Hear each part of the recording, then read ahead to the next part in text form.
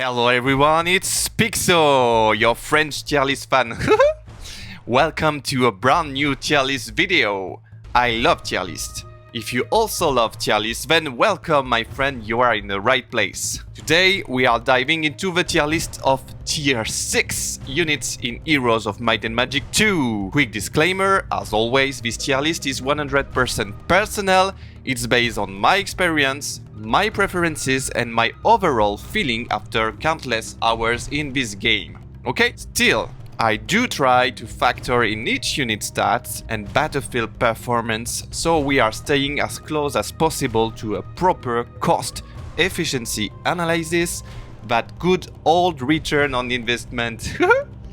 Whether you agree or not with my rankings, feel free to jump into the comments and let me know what you think. Passionate debates and sharing insights, that's what keep Heroes of Might and Magic community alive and kicking. If you enjoy this video content, this kind of content, don't forget to hit that like button just right here. And if you want to support the channel and follow everything I do, feel free to subscribe. It really helps for the visibility of the channel. Alright, let's go. Let's start with our friends. The Paladin Genies, the best friend. The inspiration here is pretty obvious. Visually, they are straight out of Disney's animated movie. These guys look awesome, very imposing. Tier 6 unit from the neutral faction. The Genies are the kind of unit you're always happy to bump into the inventor map with your main hero. They come from a genie lamp, not a standard dwelling, and they are pretty affordable for their tier. 650 gold and only 1 gem. You can find 2 to 4 genies in each lamp you will come across, and as long as you haven't recruited them all, the lamp stays on the map, and once they are all taken, the lamp disappear. It's not like other creatures' dwellings that produce weekly like the farm. Now let's talk about the stats. For a tier 6 unit, it's not exactly impressive on paper, just 10 attack, 9 defense and only 50 hit points. Less than some tier 4 units. Ogre Lords have 10 more HP. That's rough. On the upside, they deal 20 to 30 damages, which is decent in the mid to upper range of T6 units. Fake Fly, they are very fast, but above all, what makes Genies totally busted is their special ability. They have 10% chance to split any enemy stack in half, rounded to the top. Just like that. Boom! And there's nothing, strictly nothing you can do about it except kill the unit before it. And they've got the very fast unit speed. No counter, just pure RNG punishment. This opens up all sorts of nasty strategies like suiciding heroes, carrying 5-1 stack of genies, rolling the dice against the big enemy dragon stacks in the castle, softening them up before your main hero comes in roided out and ready to mop up. So yeah, on paper they don't look that great. On paper they don't look that great, but the tempo they give you when you find them and their cost efficiency and this unique ability make them one of the best units in the game. You'll never have enough of them for a real power stack, and that's fine, it's not their role. Genies belong to that rare category of units you're always too happy to find on the adventure map. And they are so affordable too. They give you tempo. I'm putting them, yeah, right in their spot in S tier. Of course, a fantastic unit all around. Moving on to the Cyclops from the Barbarian faction. The one-eyed muscle machines who trade depth perception for pure brawn. Basically, to me, they are melee unit that work, but they make up for it in many ways. Stats-wise, they got 12 attack, 9 defense. It's pretty solid, but only 80 HP. The damage range is 12 to 24, which is a little underwhelming for a T6 unit, but they do it on 2 axes, like dragons, like phoenixes. So in practice, that's 24 to 48 potential damage, and that's not bad at all. That's pretty good. They are fast. It's not insane, but fast enough to potentially engage by turn 2, and if you got the celerity, the haste, if you got haste, then you can reach easily your enemies. And since you can't wait in this game, that slower pace actually helps you to position and counterattack once enemy troops have committed to you, especially with their 2x attack that can hit multiple enemies. Their dwelling isn't too expensive, 6,000 gold and 20 ore, but you will need 20 crystals to beat that pyramid, and then 1 crystal plus 750 gold per Cyclops. It's not outrageous for a T6 unit, but still a bit of a grind, okay? Now, what makes Cyclops really cool, besides their hits and their price to performance ratio, is their special ability to paralyze enemy, to have a chance to paralyze enemy. It's basically a super blind, same mechanic, except the paralyzed unit can't retaliate once they are unparalyzed by a hit. And 20% chance per attack is strong, it's really good. You can't paralyze 2 units at once with double X, but at least 1 can be affected, okay? Never 2 at once, never. Long story short, Cyclops are a surprisingly strong T6 unit. They are destructive, they are useful, they are so much underrated for me. I think they clearly deserve, to me, the A tier. I love them. I do feel very, very strong when I got them in my army, especially with the Barbarian faction and their might stats. Okay, now let's talk about the Giants from the Wizard faction. Okay, these guys, ooh, they look amazing. Visually, they are amazing. One of my favorite look of all units in the game and the entire franchise. I love Giants. And they are great, of course. No argument there. Those lightning bolts shining in their hands, dazzling in their hands. It's amazing. Beautiful. These mini boys move at medium speed, and yes, they are melee, which is really meh. Like you are disappointed. They got 13 attack, 10 defense. So it's good for the tier, solid. 150 HP, so it's nice and pretty tanky. And the damage range is correct, okay? 20 to 30 damage range. It's not bad either. They are immune to mind control spells, so no blind, no paralyze, no hypnotize, no berserk, same as elementals. It's good stuff. But and here is a big but. Their Cloud Castle is insanely expensive. Very, very expensive. 12,500 gold, 5 woods, 5 ores, and 20 gems in total. Then each giant will cost you 2,000 golds and 1 gem. That's a scam, folks. That's a scam. And to top it off, if you want to upgrade them to Titans, it will cost you 6,000 gold and 2 more gems. Whereas a Titan costs you directly 5,000 gold and 2 gems by default. So it's literally cheaper to just get Titans outright than to upgrade them, and that's ridiculous. That's ridiculous, guys. When you play Wizard, your goal should be to go straight to the Titans and only use giants if the map is so poor and so short, so the Titan production is aborted, okay?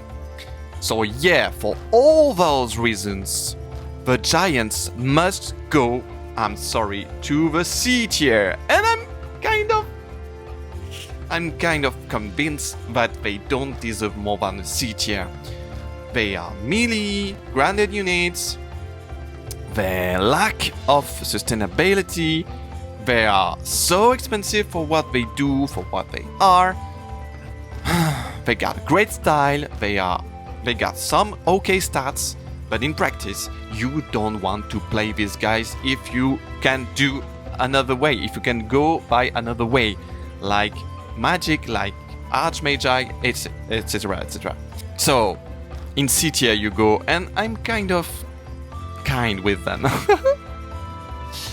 Now we are talking about what I consider the most beautiful unit in the entire game of Heroes of Might and Magic, the Titans! And I mean, oh my gosh, what a unit we got there. They are massive, they are majestic, their dark steel armor is breathtaking.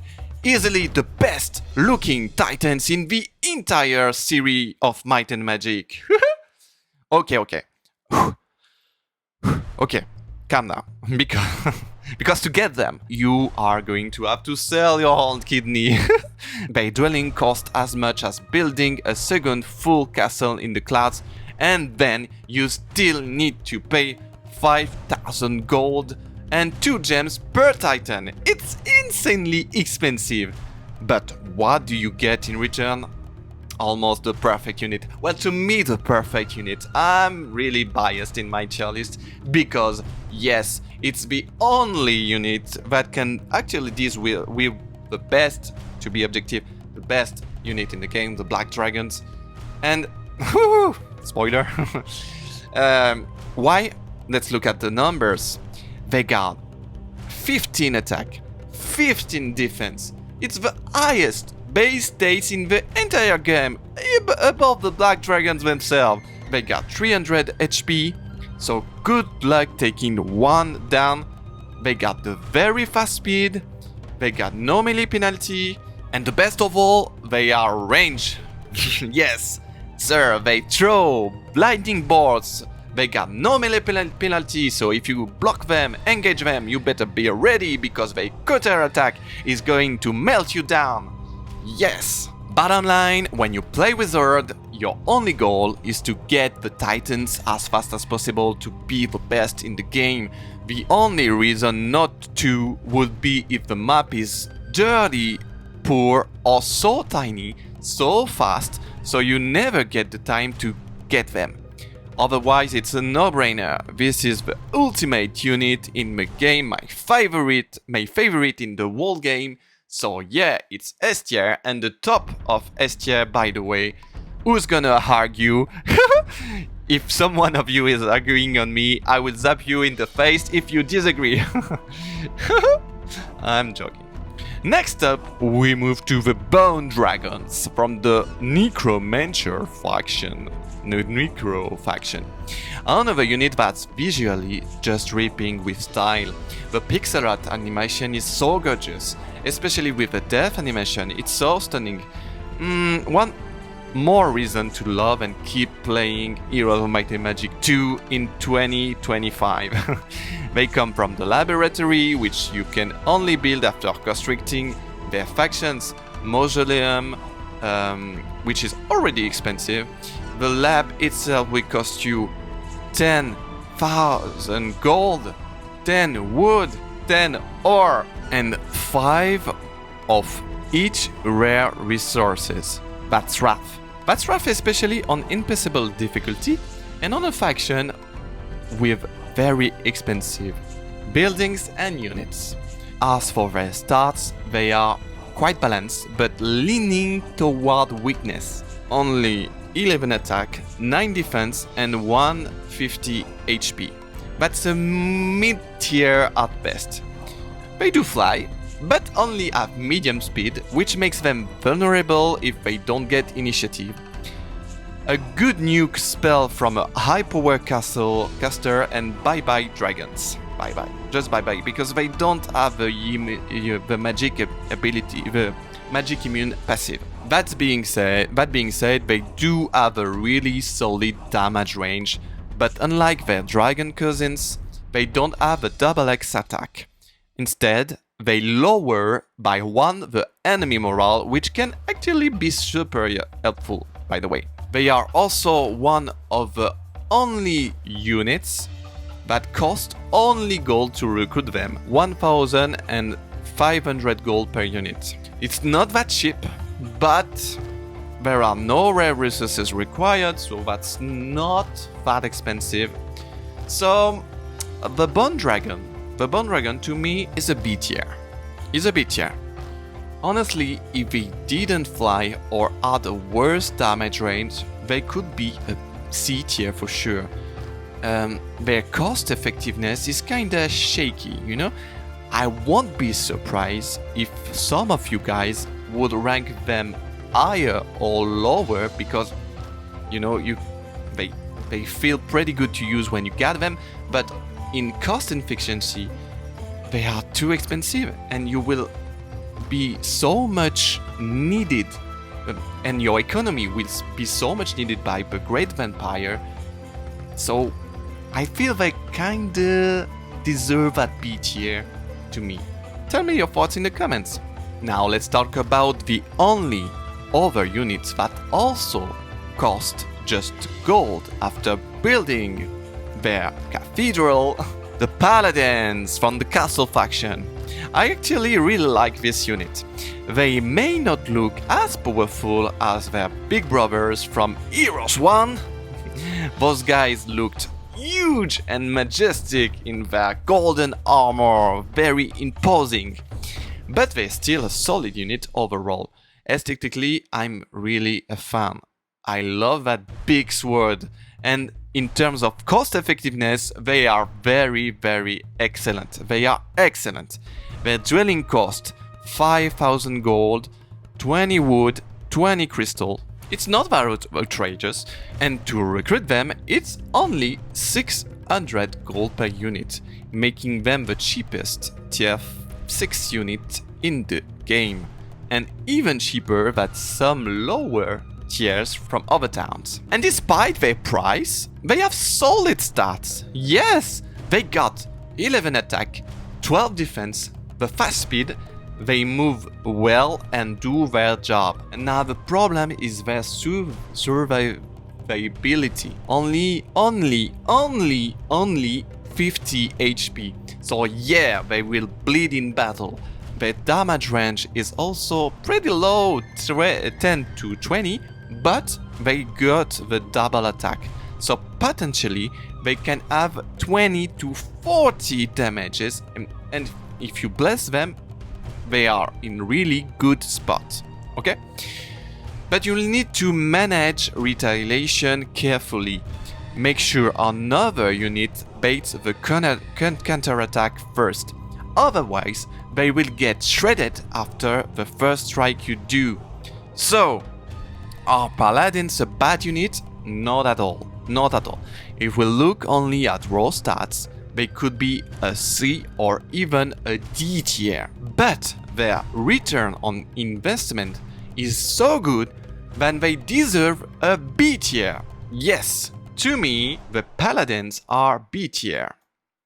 They are just like, yes, they do deserve to be there, especially considering how useful they are within their own faction. I'm placing them there.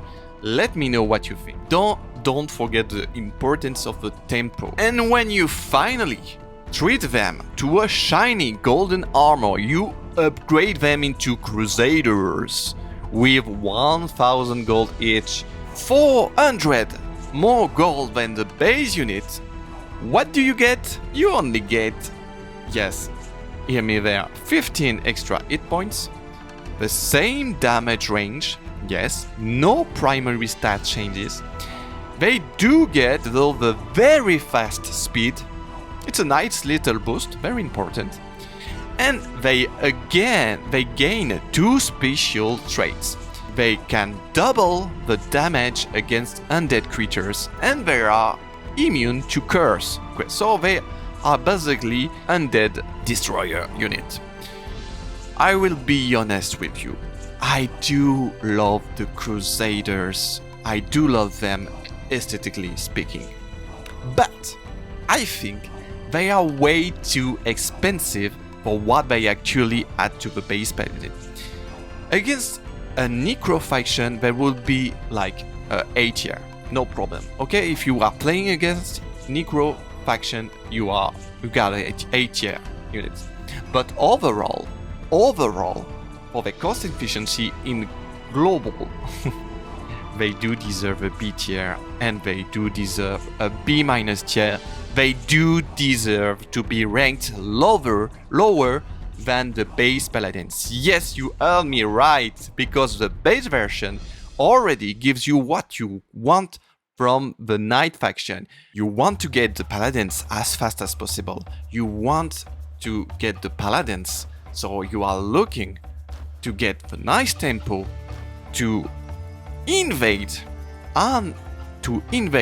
other factions and build other creatures than knight faction. So the Crusaders might be something that will slow you down in their strategy, but will make knight faction wins. Do always remember that knight faction is the weakest faction of the entire game, and what you want to do is to invest on S tier creatures, on the best creatures, and invest your economy in it, and very fast, move to another faction by invading them before they can get stronger, and then produce another units.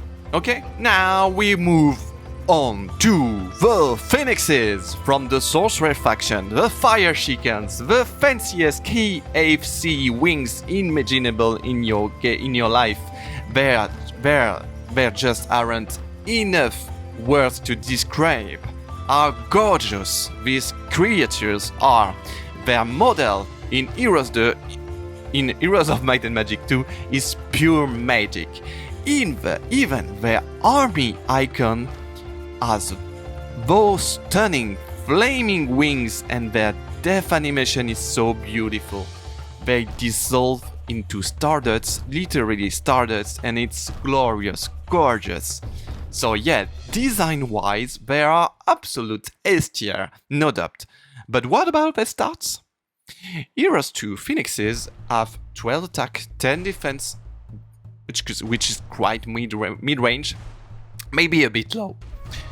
They got only 100 HP, so they are so fragile, but again, it's kind of middle low of the pack. The damage range is very good, 20 to 40, big spread, so you must bless them to make them really shine. And like dragons and Cyclops, they have a double X attack. It's devastating when you line it up right. Of course they fly, and they got, yes, the ultra fast speed, which they only share with one other unit, the champions from the castle faction. That speed gives you first strike in most battles, and that's huge, especially in a spell-heavy faction like the Sorceress.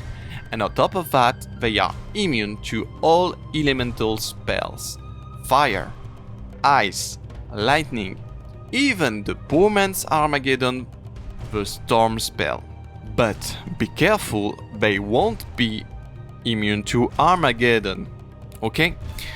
But this means you can actually go for a very OP strategy, the Phoenix strategy. You stack only Phoenix on a powerful caster, and you just throw storm spell to the face of your enemy, and you can flee or surrender. You can fly. You can flee or retreat, or you can retreat or surrender, then rebuy them and do it again. It's kind of scummy, but it's a strategy, okay?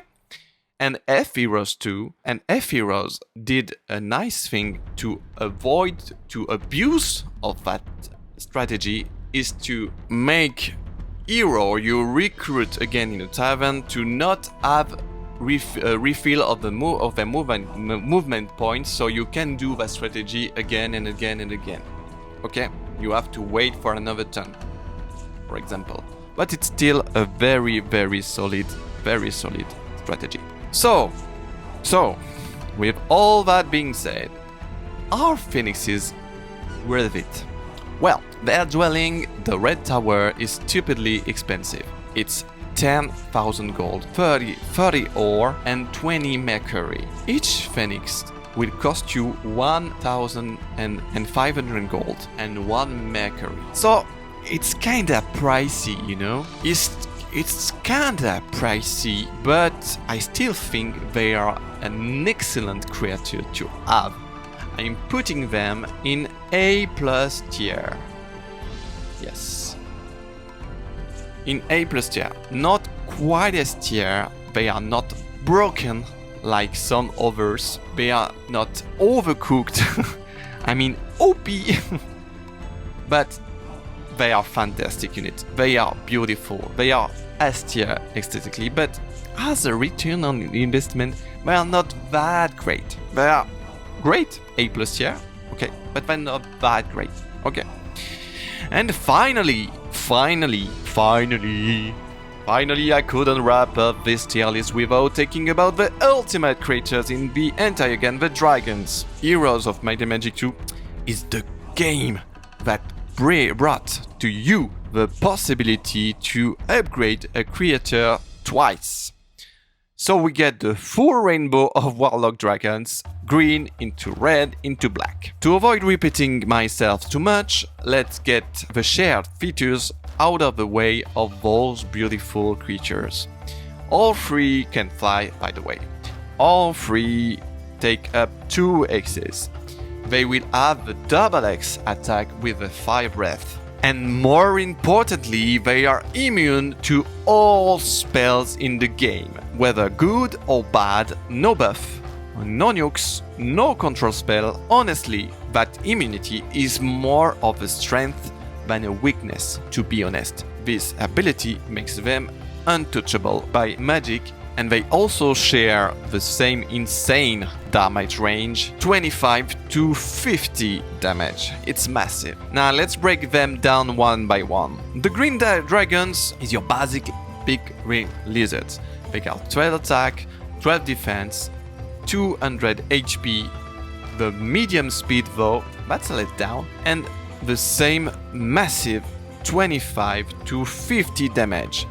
Their dwelling is ridiculously expensive, 15,000 gold, 30 ore, and 20 sulfur. Not to mention, you will need to build the labyrinth and the swamp, which are both super pricey too. Each green dragon will cost you 3,000 gold and 1 sulfur each. It's horrifyingly expensive, okay? So, what's the verdict? It's a great unit, okay? Green dragons are a great unit. But that medium speed really holds them back. And with no access to bless or haste, their damage isn't guaranteed. So, and you won't get a lot of them with the price they cost. So, I do actually think they are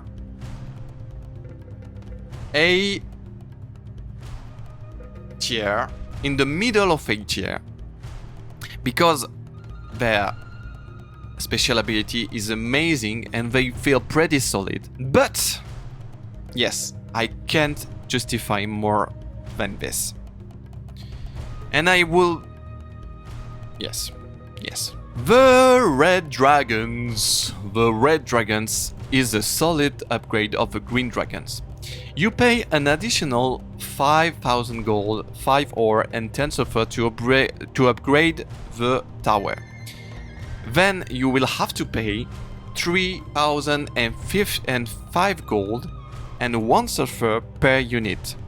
They gain +1 attack and +1 defense. They get a nice boost of HP, plus 50 HP, so they make it to 2 350 HP, and they get the fast speed. That speed boost alone makes a huge difference.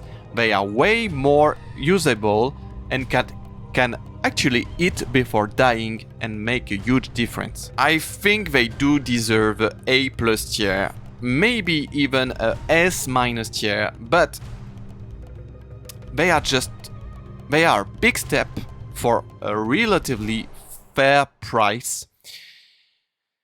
And I don't know, I feel they do not deserve the S tier. But of course, you know what I'm thinking now. And you know the answer. Yes, here we go.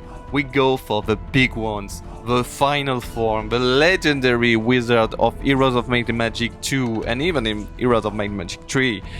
Yes, you put another 5,000 gold, 5 ore and 10 sulfur, then you have to pay 4,000 gold and 2 sulfur per unit. You got there the Black Dragons. Yes, baby.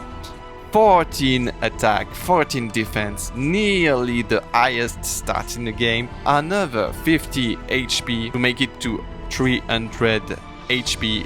You got the same health as the Titans. You got the very fast speed, a nice speed boost, another one, and you got one of the most unstoppable unit in the entire game with that immune to every magic ability.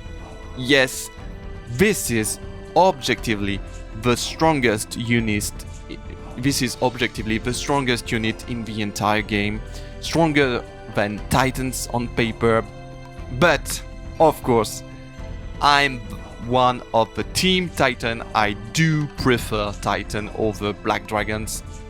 But, is the debate? Youpla! There you go, in S tier. Of course, I just like Titans more than Dragons. But, to be objective, I think you might want Black Dragons over Titans in your army. But that's my tier list.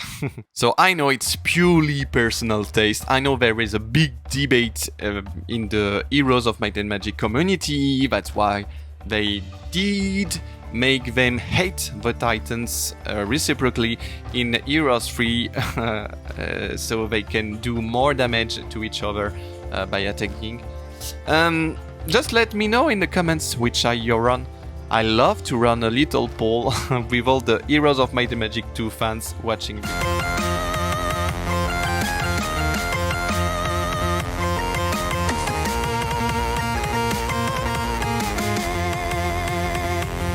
And now I have the pleasure of welcoming my friend Phixfox again, an amazing content creator, very unique Heroes of Might and Magic 2 streamer, who's here to share his thoughts on this tier list.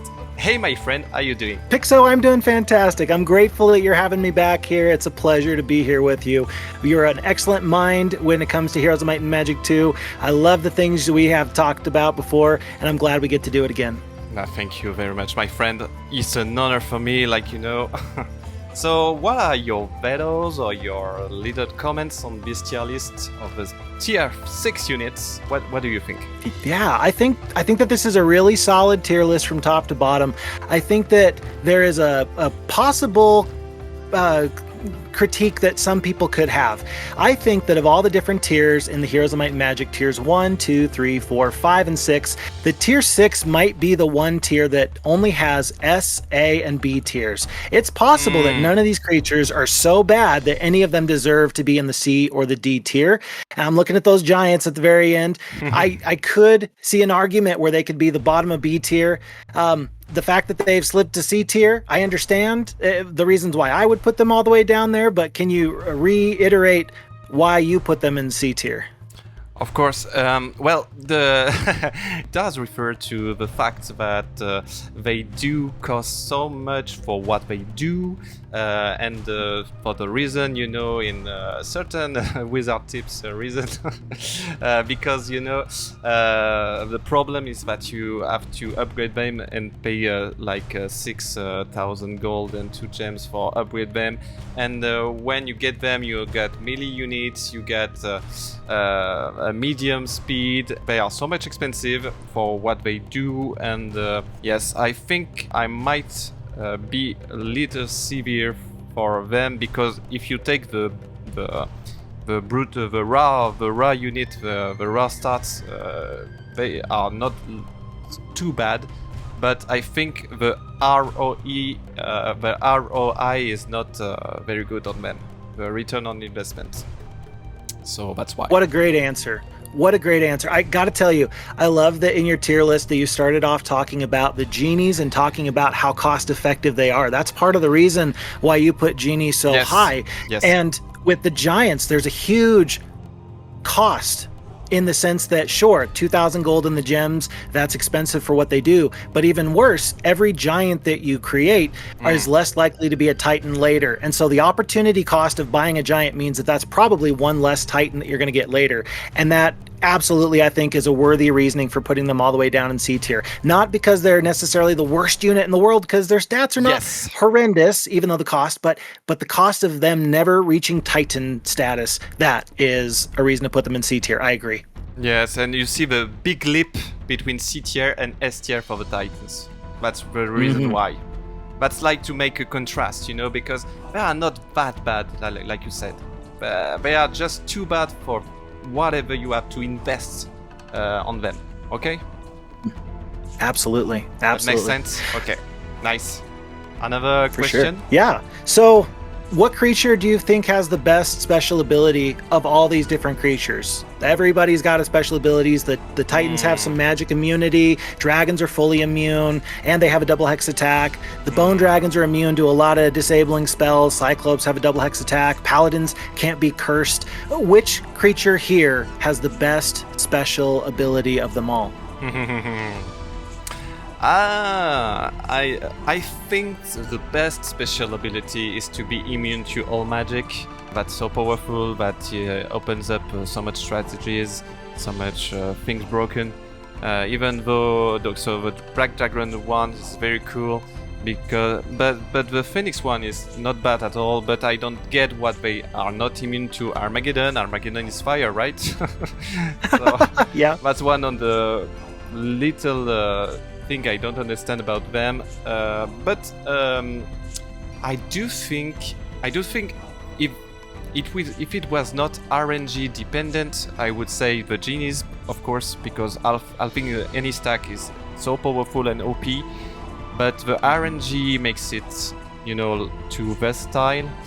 I think yes, I would go for the dragon's immunity to magic. And you? Yeah, I think that is a great reason why people often put dragons near the top or at the top of the tier list, because it's such a consistent effect and it can always be there and good, and it's just something you never have to worry about, and no one can really stop it from being effective. You're never going to have a slowed dragon. You're never going to have a dragon affected by any negative spells, and it opens you up to some tactics that other creatures just don't have, like Armageddon spam or Elemental Storm spam. So yeah, I think it's a great all-around special ability. Super good. Nice. Any creature I mistreated for you? Some adjustment in my tier list, maybe? Well, I think that in your video, I watched your French tier list video, and I saw that the very top, it was Titans, Black Dragons. I think that a lot of people, Titans, Black Dragons, or Black Dragons, Titans, I think that a lot of people are going to go back and forth between that. And I just want to throw my hat into the ring. The reason why you can put Titans in the #1 spot over the Black Dragon is because while the Black Dragon is immune to all spells, and that means that they're immune to all negative spells, they are also immune to the positive spells. You can resurrect true a Titan, but you cannot resurrect true a Black Dragon. And you have to take that into account when we're considering who is the best creature. So is it 1A or 1B? We all agree that Titans and Dragons are the best creatures in the game, but where exactly do they stand? I think that there's some room to debate. More room to debate than perhaps people want to admit that there's room for. Yeah, I totally agree with you, and I think that's why there is two teams. There are Team Dragon and Team Titan. To be honest, I just prefer the Titans overall because of many reasons. It's my favorite unit in the entire franchise, so they deserve the first spot in my heart. But are you Team Dragon or Team Titans? Personally, the Wizard faction is my all-time favorite, so okay. For the purposes of this video, I am Team Titan. I do want to say one thing, that Bone Dragon being B tier, when I think about how easy it is to get some of these creatures or how difficult it is to get some creatures, I think that Bone Dragons might have arguably the easiest path to go through. It is not uncommon on many maps with average to high resources that the Necromancers can get the Bone Dragons in the first week. That's not uncommon because the laboratory only takes 5 of each precious resource, and then the liches before them only take 10 sulfur extra.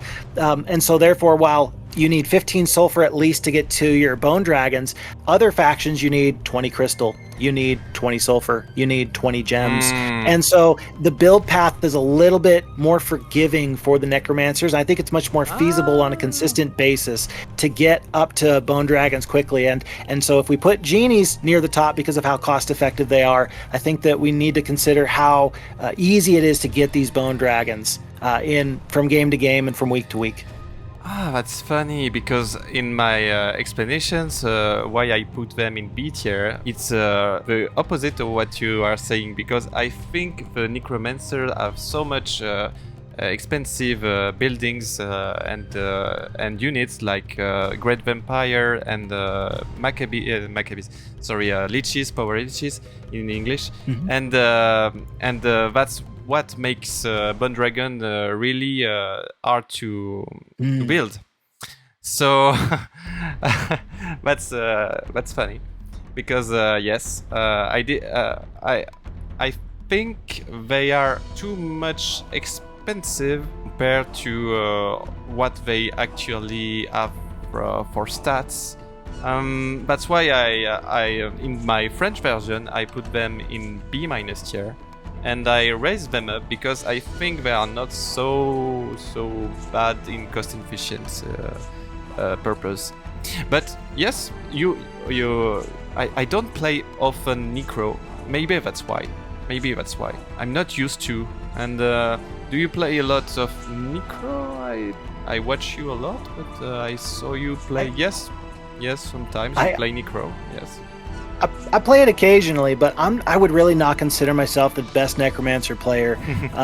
When I consider maybe the best campaign mission in which this kind of comes into play, it is Price of Loyalty 7. It's the one where you start off with one Necromancer hero in the bottom left. You have to get your first Necromancer castle within the first week, and then you have to fight your way all the way through many enemies to get to Krieger in order to get the final piece of the Battle Garb of Andrin. In that scenario, you have to make the decision early on, am I going to go for Vampire Lords or am I going to go for Bone Dragons? Yes. Because you're completely right. You can't have both. You have to pick one or the other. And so you're saying the Vampire Lord is such a valuable unit. It's such a good unit that I don't feel like the Bone Dragon is worth it if it will take me away from my awesome 4th tier creature. And I think that that's a good response. I don't think that that's bad reasoning at all. And in fact, when we're thinking about which is going to be better for you, vampires that can regenerate all the time, or some Bone Dragons which are going to bring down the enemy's morale by 1 and just be a big bundle of stats, it really, I feel like it comes down to preference. I think that there's a lot of preference there. Yeah. That's very thoughtful, very insightful, and I think that's why I raised them, because I think they are very good. But I think I am Team Vampire Lord, and that's why I'm biased. I think I'm very biased by my love for Vampire Lord in English. Sorry, in French is awful translation. It's Great Vampire in French, Grand Vampire. That's so stupid because they are Vampire Lord, by the way. But the French translation is awful for Heroes 2. Well, yes, very awful. Like you can't imagine. But yes, Vampire Lord in impossible difficulty are so expensive. Power Leech is so expensive, and maybe that's why they don't deserve so much of my love. I think they are straightened. I don't know, straightened by the economy in impossible difficulty. That's why maybe. Yeah. I don't know. That makes sense to me. Yep. Yeah. I again, good reasoning all around. I can't find any flaw with your logic, so I like the way you're thinking. You can be disagree. Huh? That's why you are here, my friend. Huh? I love debates. Well, I do have a question. So, Yes. so first off, a quick point. I remember in my first tier 6 creature ranking, I believe I actually put the Cyclops between the Crusaders and the Paladins, and then later I changed my opinion when people pointed out to me, Phixfox, the damage of the Cyclops can potentially be doubled if you use their double hex attack, and of course that needs to raise the Cyclops up, right? And I didn't take that into my calculations the first time. But here in the B tier, is that Paladins ahead of Crusaders, I see? Yes, it is. That's a provocation, of course. Yes, that's like one of the very rare time I put upgraded units lower than non-upgraded version, because I think Crusaders are not worth the cost of the upgrade. It's like 400 gold more.